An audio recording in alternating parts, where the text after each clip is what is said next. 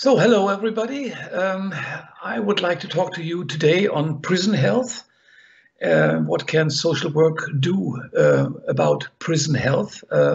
And I'm giving you an insight into healthcare for marginalized persons. Marginalized people, these are mainly sex workers, drug users, men who have sex with men, transgender people, and of course, drug users.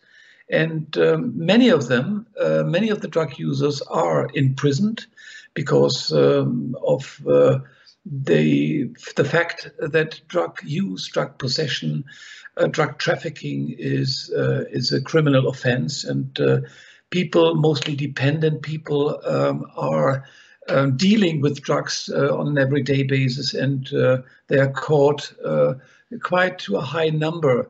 In Germany, where I come from, about 80% of drug users interviewed on the street do have experiences with detention or with prison stay, and usually between 4 and 5 years, and usually about 4 times imprisoned.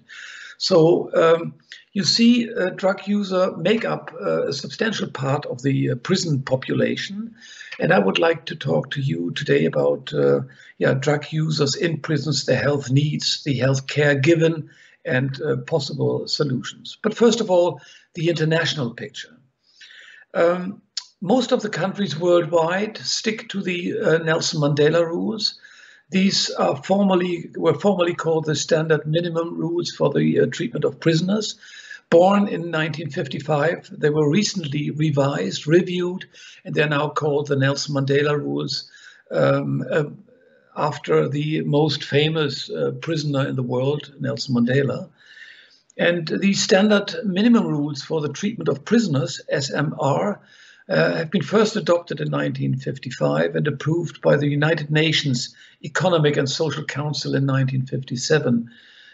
They are the key international standard governing the treatment of prisoners and the key framework for monitoring and inspection bodies engaging in assessment activities. In many countries, SMR are the blueprint for national prison rules or for continental prison rules like the European prison rules. In other countries, they are the only document directly regulating the treatment of prisoners.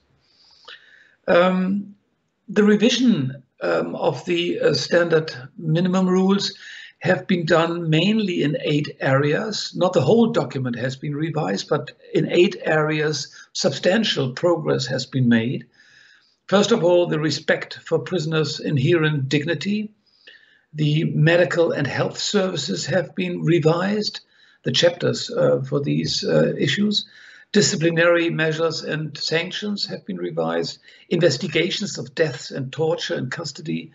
The protection of vulnerable groups, which I'm speaking about today. Access to legal representation. Complaints and independent inspection, and training of staff.